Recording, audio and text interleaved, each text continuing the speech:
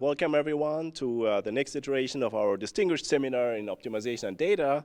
I'm very happy to welcome Amitabh Basu, who is a professor at Johns Hopkins University. I've known Amitabh for a while now. He did his PhD as part of the well-known ACO program at CMU. He won he received an NSF career grant. He won the illustrious Egon Balázs Prize. And I'm very happy that he will be talking about information complexity of mixed integer convex optimization. Thank you. Thank you, Thomas, for that very nice introduction. And thank you all for coming. And thanks for this invitation to talk about some of this work I've been doing. Most of this work has been done in the last 2 or 3 years. And I think it's an interesting set of questions in optimization in general that generalizes some of the classical results we know in continuous convex optimization. Okay, so with that, let me try to explain what I mean by information complexity of mixed integer convex optimization. So when I say complexity of optimization, I mean really complexity of algorithms for solving optimization.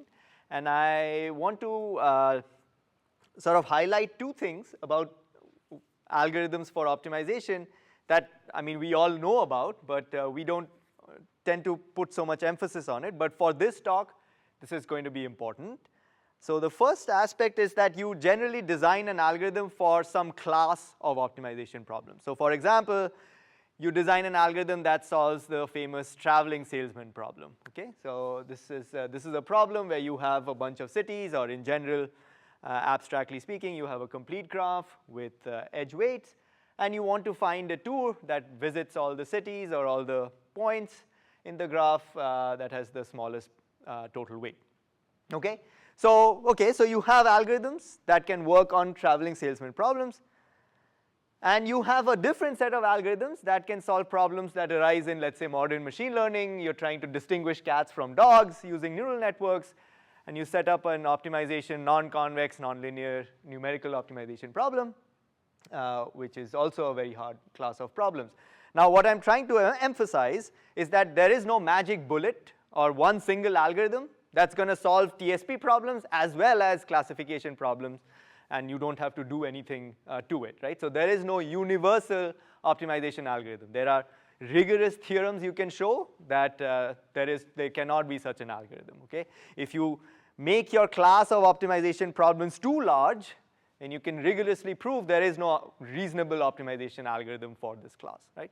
So the goal is always to figure out a particular class of algorithms that is large enough or has enough modeling power to be interesting practically, and yet you can prove something good about them from a theoretical standpoint. Okay, so that's point number 1. The other point is that all algorithms can be thought of as first gathering information about the problem instance and then performing computations to arrive at a solution. Okay, so in discrete optimization, this is really not emphasized at all because it's not super relevant, because the information gathered is done in one shot, as opposed to numerical optimization where it is done in stages. Okay, what do I mean? So if you think about the traveling salesman problem, the information you need to solve the problem are the distances between the cities or the edge weights. So you get all of that information, it's already stored in memory. You process that, the algorithm processes it, and then it produces a solution. However, if you think about, let's say, a numerical optimization problem that's coming from, let's say, the classification problem, then you want an algorithm that solves this class of non-convex, nonlinear problems. How are you going to input your function in memory? You can't really put down all the function values. So in general, what you think about is that you have some sort of an oracle that gives you function values or gradients or subgradients at certain points. And so what the algorithm can do is the following. It makes these queries at different points, and it can make these queries adaptively, right? So it makes a query, it receives a response, this is the function value, this is the gradient, and based on that it makes another query and makes a sequence of such adaptive queries, and once it decides that it has enough information, it decides, okay, now I'm going to do some computations and I'm going to report a solution, right? Okay. So these two aspects are going to be important for us. And so let's make this a little bit more formal. So like I said, any algorithm that you design is tailor-made for a set of problem instances. Okay, so you have to first formally state what that set of problem instances is, which is going to be script I, and you have a set of queries. Okay, so if you're thinking of traveling salesman problems, or let's say linear programming problems, right? Let me maybe start making some right here. So let's say your problem instances are all linear programming problems with a constraint matrix A, right-hand side B, and objective C, right? So you're trying to solve this problem. And your queries could be, okay, give me the ijth entry of A, or give me the particular coordinate of B or C. That could be the queries you make. And typically in discrete optimization, we usually make all these queries in one shot. We get all of that information at the beginning, and then the algorithm does its thing, right? But in general, if you're trying to, let's say, minimize a convex function subject to some convex set, then you might assume these oracles or these queries to be, okay, at this point, what's the function value? What's the gradient? Or is this point in the set? And if not, give me a separating hyperplane. That's the information you collect, right? And so your responses are in some set. So you should really think of these queries as mapping every instance to some response set. So depending on your instance, let's say if you have F and C, if you make a query at a point, you'll get some gradient depending on what that function is, right? And if you change the function, you're going to get a different response. And so the way I kind of think about this is the following. So here's my sort of cartoon picture of all my instances. Okay, so these are my instances. And I've got some script queue set of questions that I can ask about these instances. So let's say I ask question Q1, and I get a response R1. From that response, I can figure out which set of instances are consistent with that response. So let's say it was convex optimization. I made a function gradient query. I got a gradient. There are only certain functions that have a gradient which is equal to this vector at this point. And there are certain functions whose gradient is not equal to that. So then I have narrowed down my set of instances to this set of instances, which are consistent with that response. Now I can make another query. I could make query 2, right? R2, and let's actually use a different color just to drive home this point. So you make a second query, and that gives you a second response, and let's say that's the set of instances that are consistent with those are these guys. So now you actually know that your true instance is in this intersection, right? Because you got these two responses from that instance. And let's just make one other query, and you get another response. And let's say the instances that were consistent with those are everything inside this circle. So what do you know so far? What you know is that your true instance is really everything, all the instances that are in here, right? Because those are the instances that are consistent with the responses you have received so far. And now if you really want to solve the problem, you must have the following property. Let's say you claim that after these 3 queries, I can solve the problem. If you have 2 instances here, let's say there's an instance here, instance 1, and there's another instance, instance 2, and you look at their set of optimal solutions. So this is the set of optimal solutions for the first instance, and this is the set of optimal solutions for the second instance, and these set of solutions are totally disjoint.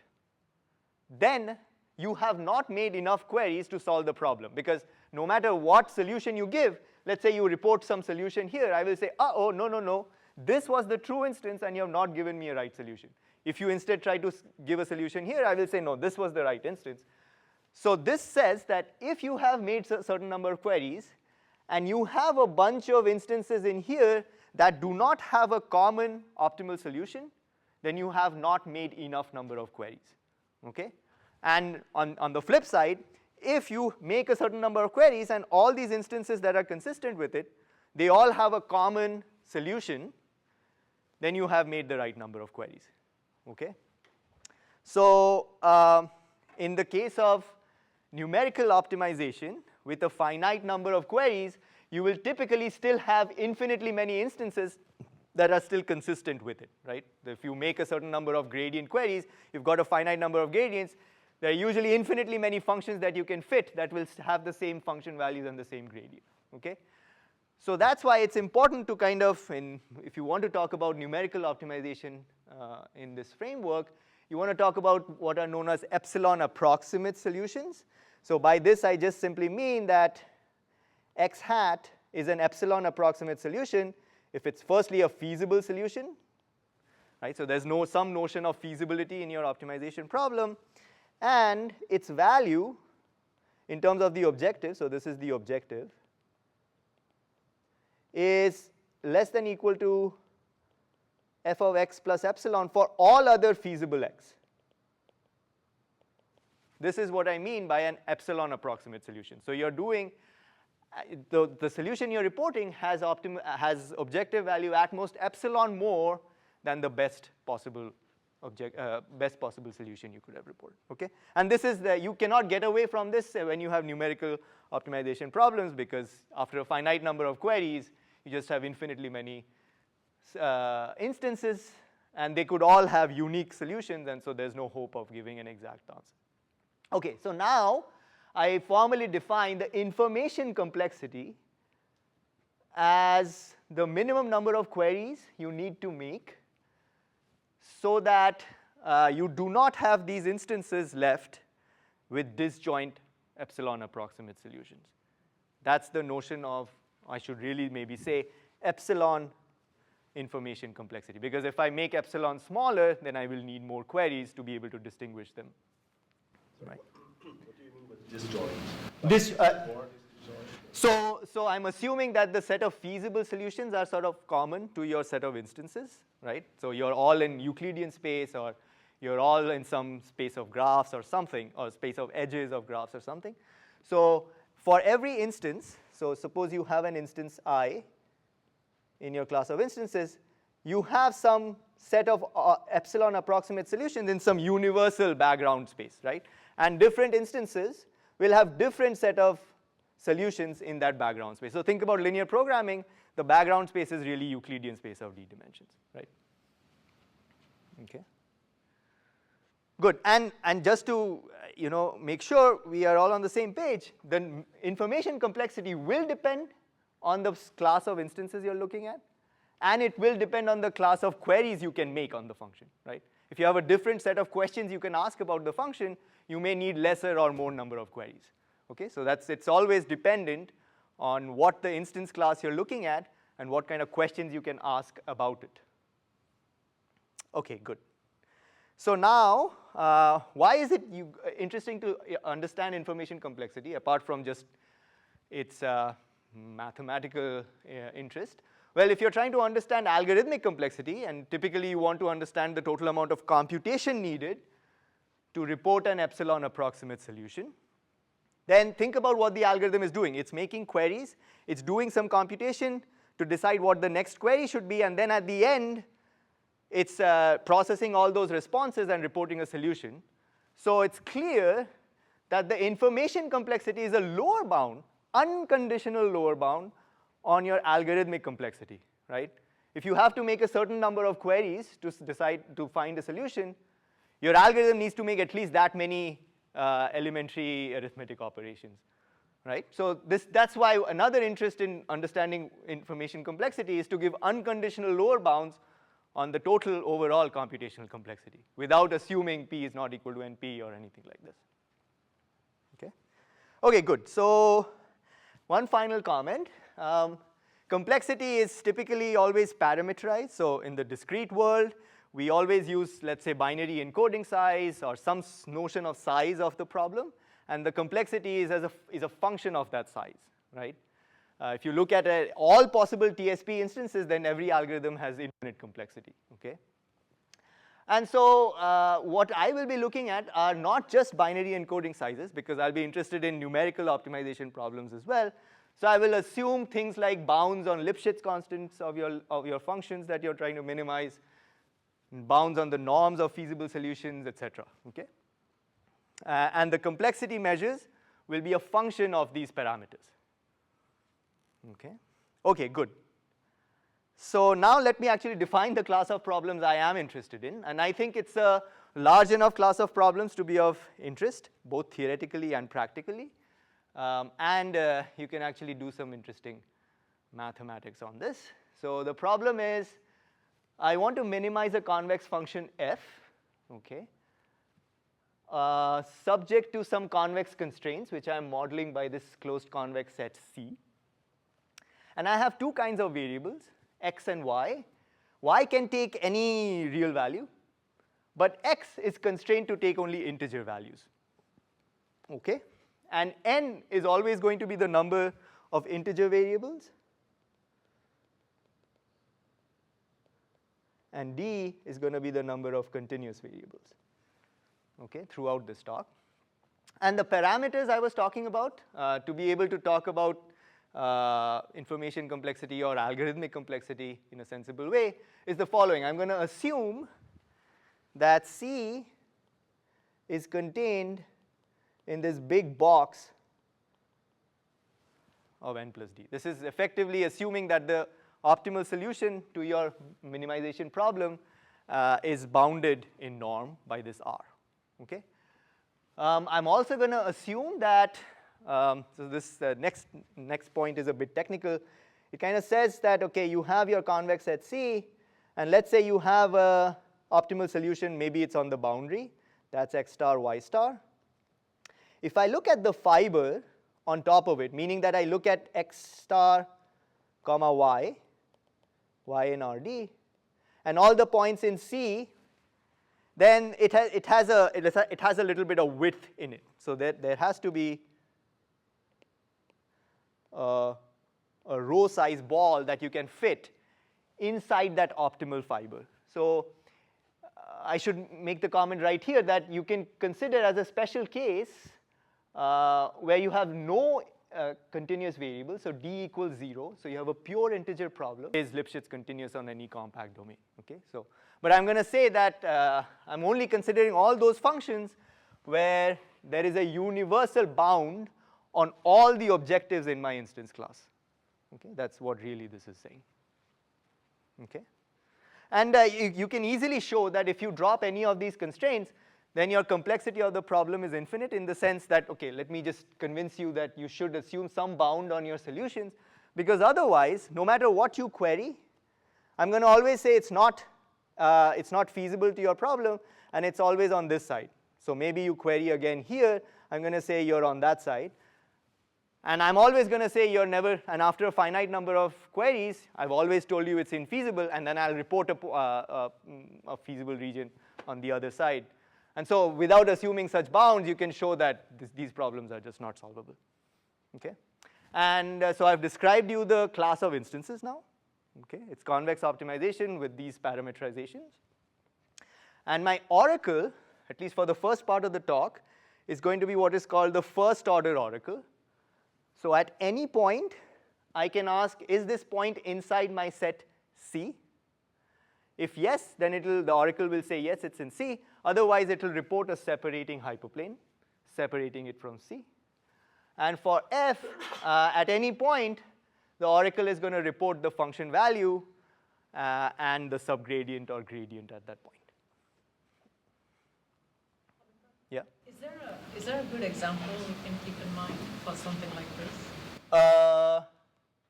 Sure. I mean, you can, for example, think about, although this is going to be a reasonably easy example, you can think about, let's say, minimizing the distance from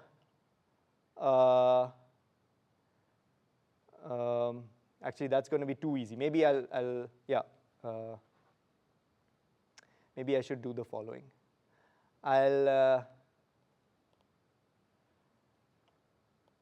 A good example would be, let's say you have some class of convex sets, and you're going to minimize some linear function. So minimize Cx subject to the integer points in this convex set, or the mixed integer points in this convex set. So your first order oracle, it's really a separation oracle, the value and the subgradient is already encoded in C, so you don't really need to get much information about F. You already know what F is. So what you don't know is the set C, in a sense. Okay? So think about maybe some polyhedron that's given implicitly to you. You don't really have an explicit list of its constraints, but you have a separation oracle that gives you the constraints of that polyhedron. That's one example for instance. Yeah. Isn't it hard for that problem to satisfy the L infinity ball in the optimal fiber? Am I misunderstanding? So it depends on, yeah, so it'll depend on what kind of sets C you allow. Because you need C to then be like parallel or perpendicular to Y in some sense or something, right? Not necessarily. So you could still have, let's say you consider set C such that you always have things like this, and it could be that the optimal solution is on the boundary, but the fiber would still have sort of a fat thing inside it, right? Maybe I didn't understand your question. Well, I mean for the C in the linear form. Sure. Even if it's linear, let's say you're trying to minimize in this, I guess, in this direction, then your optimal solution may be something like this. And then I'm just saying that if you look at the optimal solution and you look at the fiber that contains it, that entire fiber need not be optimal at all. Oh, okay. Right? So it's not that the set of optimal solutions has to be fat. It has to be that even if you have a unique optimal solution, the fiber sitting on top of it has to be fat enough. Thank you. So that I can report something in that fiber that's not exactly that boundary point, but close enough to it, and that'll still be an epsilon approximate solution. Thank you. Yeah. Other questions? Okay, good. So what can you say about this? Okay, so here's a set of results that we have for the information complexity. Again, first order oracle and the class of convex optimization problems, mixed integer convex optimization problems. Says the lower bounds are as stated here and the upper bounds are as stated here. Lower bounds just simply means that if you make queries that are strictly smaller than that number, then again, I'll be able to find two instances with disjoint solutions that will be consistent with the queries you have made, no matter what query strategy you come up with, right? So you come up with a query strategy, I will be able to find adversarially two instances that will give exactly the same responses, but will have totally different epsilon approximate solutions. Upper bounds just mean that, okay, there exists a particular query strategy or an algorithm such that after these many queries, it can report an epsilon approximate solution. Okay? Okay, so let me make a couple of comments about this. So first, if you look at the continuous case, so again, let me remind you that n is the number of integer variables and d is the number of continuous variables.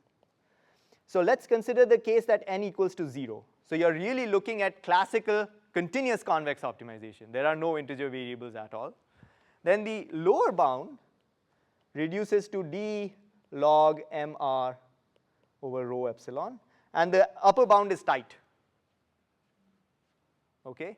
And this is classical work from the late 70s and early 80s due to Nemirovsky and Yudin. So they figured out exactly what the information complexity of convex optimization is, continuous convex optimization. Is it that the Vaidya's algorithm?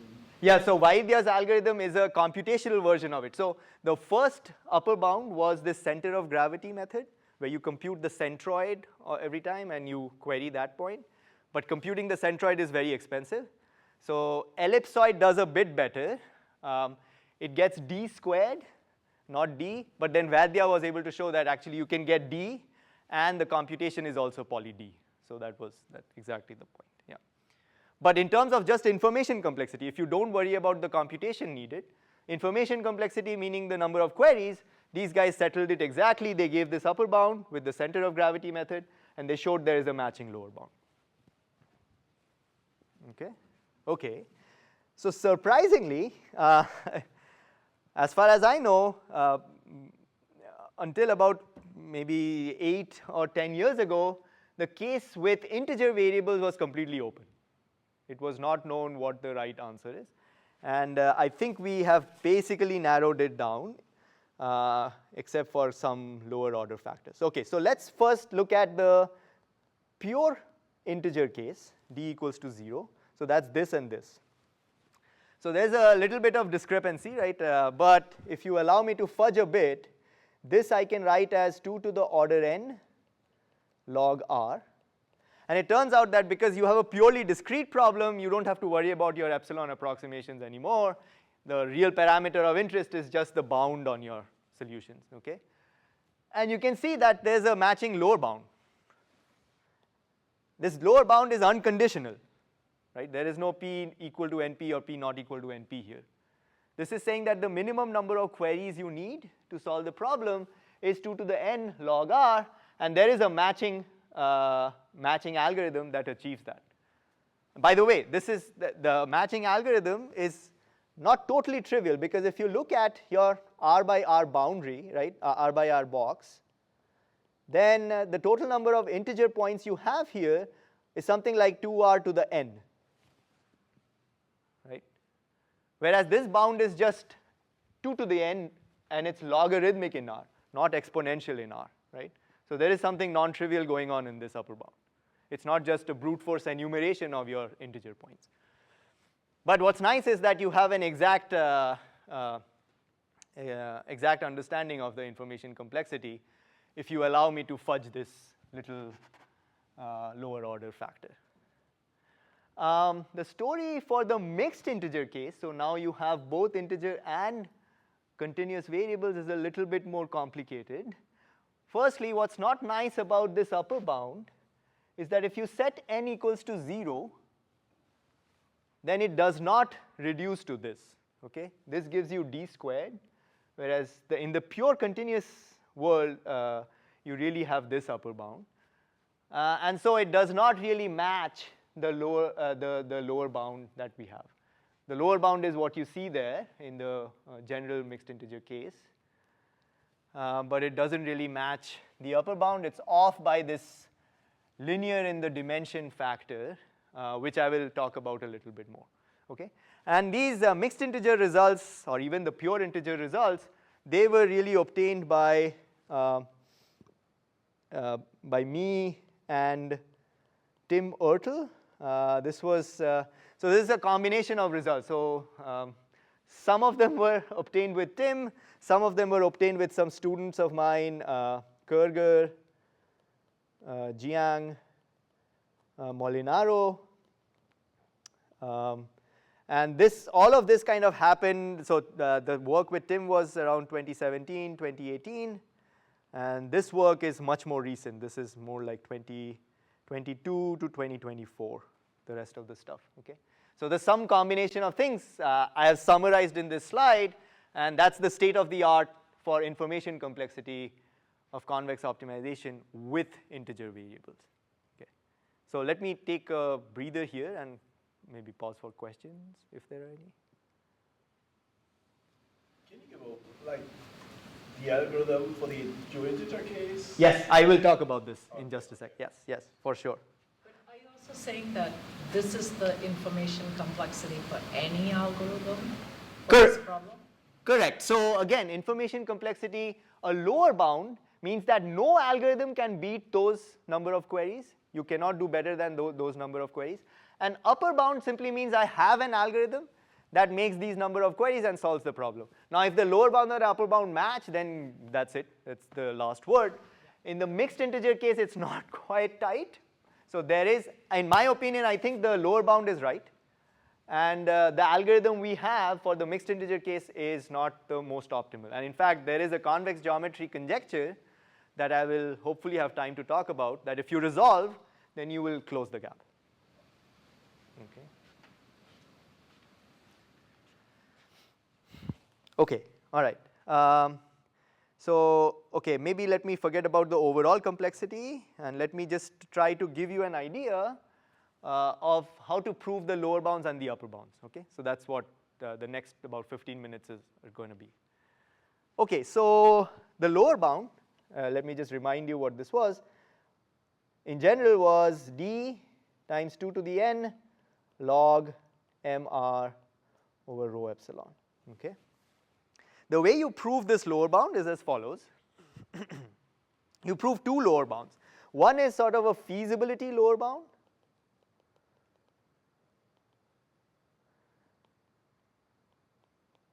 and the other is an optimality lower bound.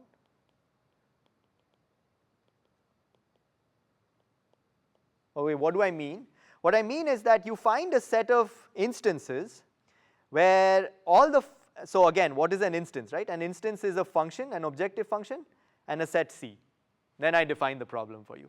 So in the feasibility lower bound, I'll have the objective function to be just some constant function. Let's say it's the 0 function. So there is nothing interesting happening with the objective. All you really need to do is find a feasible solution. Any feasible solution will do. So I'm going to try to find an interesting class of instances. Okay. And to correctly report a feasible solution, I claim that for this class of instances, you will need at least d 2 to the n log r over rho queries. Okay, I will show you how to do this in just a second. And similarly, for the optimality lower bound, I'll have an interesting class of functions. And the set C is just going to be the box. So there is nothing interesting going on with the feasibility. What is interesting is that I have lots of functions, and you have to make enough queries so that you narrow down to a set of functions that all have a common epsilon approximate solution. Okay? And I will show that you need at least d times 2n log mr over epsilon queries for this class of instances. And so of course now, since this is just a subset of instances that I have focused on, and I have this lower bound, that's another subset of instances and that lower bound. The true lower bound is at least the max of these two numbers.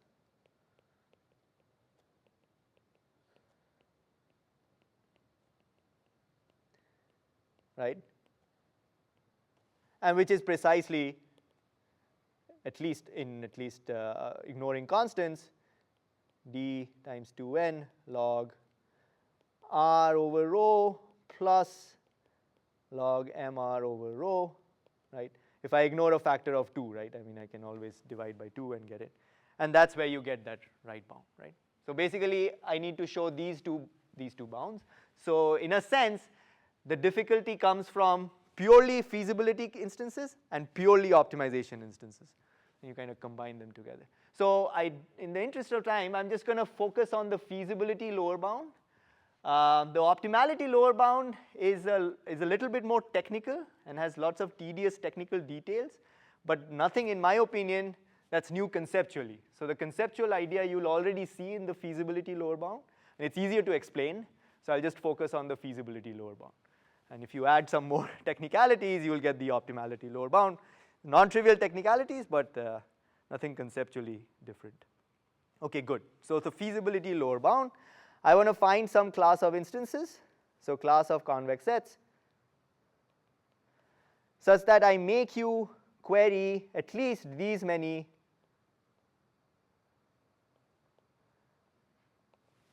separation oracle queries. Okay? So here's what's going to happen. I know that I have to give you instances in this big box. Okay? And let's, for the moment, focus on the purely continuous case. Okay? So there are no integer variables. Okay? So I'm looking at this box minus r to rd. And remember, in the purely continuous case, I have to give you a convex set C that has some rho ball sitting inside it, right? So there has to be a rho ball sitting inside this, right? Okay. So here's the adversarial lower bound idea. You have some strategy that you're going to use for querying points. Let's say you query something here. You're going to query some first point. I'm going to say, I'm going to divide this box into two, and I'm going to say, I'm sorry, that point is not in the set, and the true instance is on this side. Okay, and I've divided my box into by half. And now, if your next query is again on this side, anywhere here, that's fine. I'm going to just keep saying this is the separating hyperplane. You get no real new information. So you should really query something out here to get some new information. Let's say you query, I don't know, this red point. Now I'm going to divide the box in the other coordinate, and I'm going to say, okay, that point is also not in there, and your true instances are here, right? And I've still left myself all of these possible convex sets that would be consistent with both my responses. And the idea is, you can see I will repeat this argument, right? And unless you make d times, in every coordinate, you make log r over rho, what I'm going to do is I'm going to be able to maintain a box of size basically order rho,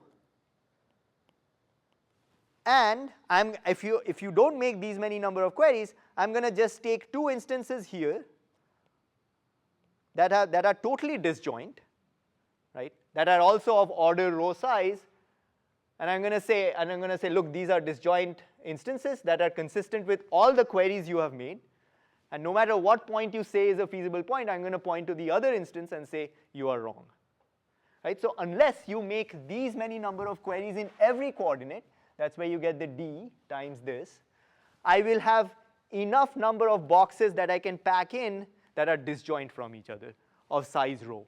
So these would be true instances satisfying all my parameters that have confused your query strategy. Okay? This is only against deterministic Yes, strategy? absolutely. So this is it's a good question whether I can lift this to against a randomized strategy or not. Maybe with Yao's lemma, I could maybe be able to do something. I think I should be able to. I think this might be good enough for even a randomized strategy by Yao's lemma. But I'm not sure. That's a good question. But certainly the argument I've made is a deterministic one.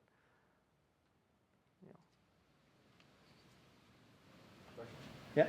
Does this rely critically on looking at R and rho in the L infinity norm? Like if you went to an L2 norm, are you just doing log factors? Yeah, you're going to get log factors in the dimension because the norms are off by just square root of d. And so I can always, so if you want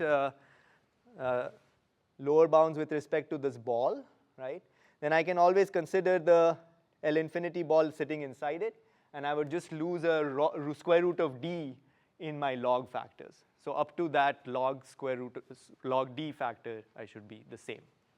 But there is a subtlety there because the gradient descent lower bounds and upper bounds are with respect to the L2 norm, and there is some subtlety that goes on that you have to be careful about. But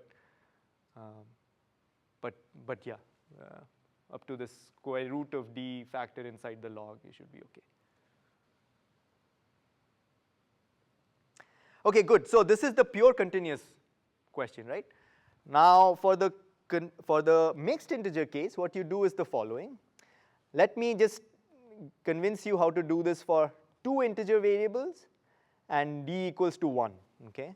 All right, just to draw a picture for you.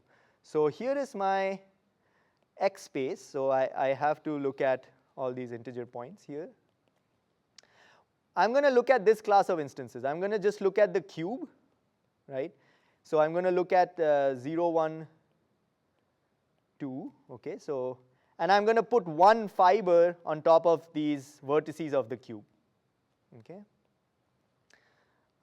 Let me make this picture a little bit bigger. And I have got my adversarial strategy for the continuous problem, right? So here's what's going to happen. If you query a point that is outside this cube, then I'm just going to report that, okay, this point is not in here. Here's a separating hyperplane separating the cube from this point. So if you make points outside the cube, you're not going to get any useful information. If you make a query inside the cube, but not on the vertices, I'm going to say this point is actually inside the set, okay? Okay, so the real information you can really get is from making queries on the fiber. And note that, by the way, when you queried this point in the middle of the cube, and I told you it's in the set, you can't just report this point, because you are supposed to give me a mixed integer point. And this is not a mixed integer point. It does not satisfy the integrality condition. So me telling you that it's a feasible point for the set C is not useful for you, in a sense. So okay, so let's say you query this point. Then I'm going to go back to my continuous strategy. Okay, on that fiber, I'm going to report a certain separating hyperplane, as was relevant for that adversarial strategy. Now here's the key. If I have to report a separating hyperplane in the full space, not just this fiber, right? And if I just trivially extend this to the entire space, then I would actually cut off a lot from all the fibers. Therefore, what I will do is I'll actually rotate this so that it does not cut off any points from the fibers, and it does not cut off any of the points that you have queried inside the cube, because those I have reported to be feasible, right? So they should be inside the half space that I report. So I'll have to do this kind of a tilt to the separating hyperplanes I was reporting for the continuous problem, so that you don't get any information from the other fibers. And I also do not violate any of the responses I've given about feasibility in the middle of the cube. And so effectively, at every query point on the fiber, you're only getting information for that fiber. There are 2 to the n vertices of the cube, right? So on every fiber, so on every 2 to the n fiber, you'll have to make d times log r over rho queries, and that's where my overall complexity will come from. Okay. So that's the basic idea.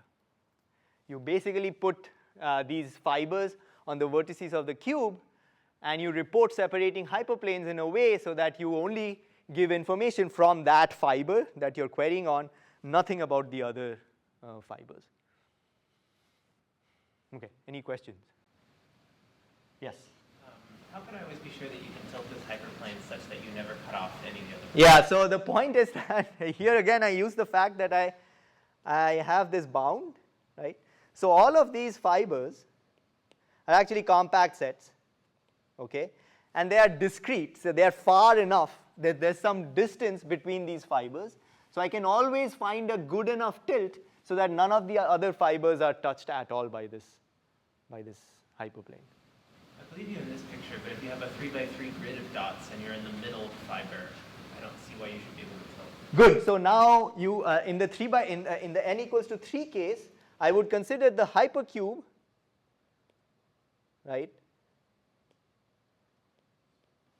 And the vertices of the hypercube would be where and there is no middle integer point anymore. I see. So you're always constricted to 0, 1 to the n. Exactly. Yeah. Yeah. So those are the instances I'm always, or not really the instances, but those are the interesting instances that will be useful for you, because anything outside that you query, I'm going to separate with a separating hyperplane from the entire cube and say that that's not in your set. Yeah. Yeah. Okay, good. Okay, so let's go to the upper bound. Okay, how do I get a matching upper bound? So let's again focus on the feasibility problem, because actually in the upper bound case, the optimization is not very hard once you know what you're doing with feasibility. So let's think about this. So, and again, let's focus on the pure integer case. So d equals to 0, because the main idea really comes from the pure integer thing. So suppose you have queried these points, x1 to xn, and you have received some separating hyperplanes, right? The question is, what's the next query that you should make? Because at this point, right, you have all of these different sets C that are still possible, right? And they have different integer points in them, right? This guy has these two, this guy has only this guy has only this. So you have to be able to, but so far the responses don't distinguish between these sets. Okay? So what's a good query? Suppose you make that query. Then if you look at your sets, maybe you have these sets. That response has removed from consideration this set, but has kept a lot of other sets still in play. However, if you make some query like this, then many of these sets are now removed. None of these guys are consistent with this response. So you have narrowed down your set of instances a lot more. So the moral of the story is that the next query should somehow be deep inside the current search space that you have. Okay? And here we use a very interesting result from convex geometry, which goes back to Helly. And this says that if you have a finite set of convex sets in Rn cross Rd, okay, C1 to Ck, and their intersection has no mixed integer point in it. Okay? If you want, you can still think about the pure integer case. Then it says that there is a finite subfamily of that family of size at most 2 to the n times d plus 1 that already certifies that there is no mixed integer point inside it. So, okay, maybe let's consider the pure continuous case, n equals to 0. This is saying that if I give you a bunch of half spaces in, let's say, R2, and their intersection is empty, right? And I have, let's say, 1,000,000 half spaces in R2 whose intersection is empty, then there's already just 3 half spaces, d plus 1, whose intersection is empty. Okay? That was what originally Helly had proved, and then there was extensions to the mixed integer case. So this is saying that, okay, if the intersection of half spaces has no integer point in here, then there is a subset of at most 2 to the n half spaces that already has no integer points in there. And then the mixed integer version is just putting all of those together, which is non-trivial to prove, but that's the result. This type of case should be I sub 2 to the n and t plus 1 in the bottom? Yes. Oh, I'm sorry. Yeah, this should be exactly. Thank you. Yeah, exactly. Thanks. Okay. So why is this useful? Because you can actually use this to prove a very interesting result. It says that if you look at any probability measure supported on the mixed integer points, and for our purposes, it's good enough to think about this kind of a probability measure. You have a convex set. You have some mixed integer points inside it. You look at the uniform measure on that set. Okay? So it's a compact set. You look at the uniform measure on your mixed integer points. This theorem says that as a consequence of Helly's theorem, there always exists a point so that no matter what half space you put through it, you always get at least this fraction of the probability measure on one side. Okay? So in particular, if you think of these as separating half spaces, and you have this, the separating half space actually contains the queried point on one side, this actually tells me that every separating half space is going to shave off at least this volume or this fraction of the mixed integer points. If you are really thinking only about the pure discrete case, it's saying that the number of integer points is going to decrease by this factor of 1 minus 1 over 2 to the n. Okay? And now the algorithm is very simple. I'm sorry. Yes? It doesn't seem to be immediate to me. So imagine you start with Helly's theorem, you want to derive Greenbaum's theorem. Yes. Like Greenbaum's theorem is like use of the lock concavity of volume. So this is a weaker version of Greenbaum's theorem. So for n equals to 0, I would show that I have a 1 over d plus 1. But Greenbaum actually shows a constant factor. So this is a bit easier. I'm not saying this is a trivial corollary, but it's easier than Greenbaum's theorem. And in fact, this is related to the conjecture I was making. This is the best we can prove. Okay, so this was a result that one version of it appeared in Tim's thesis, and then we proved the full version. Grunbaum actually proved this for any probability measure, you can get this. But for the uniform measure on compact convex sets, you can improve that to, you can improve this to 1 over E, where E is Euler's constant, okay? And the true, and if you really, if you look at any arbitrary probability measure on the mixed integer points, then I think you cannot do better than this. I can give you a tight example. But if you look at the uniform measure on the mixed integer points, I believe that the right answer is 1 over 2 to the n times 1 over E. But I don't know how to prove this because I'm not able to adapt Grunbaum's arguments with the mixed integer setting. So I'm not able to show that there is such a point that always contains this fraction. If you could prove this to me, then the lower bound and the upper bound gap would disappear.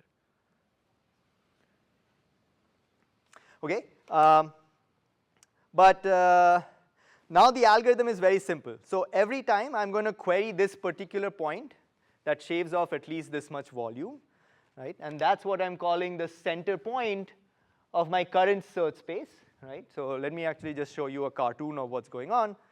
So this is your original search space. You don't know what your true instance is, so you're going to query the center point. And you get some separating half space. And now you know, okay, you can concentrate on this part.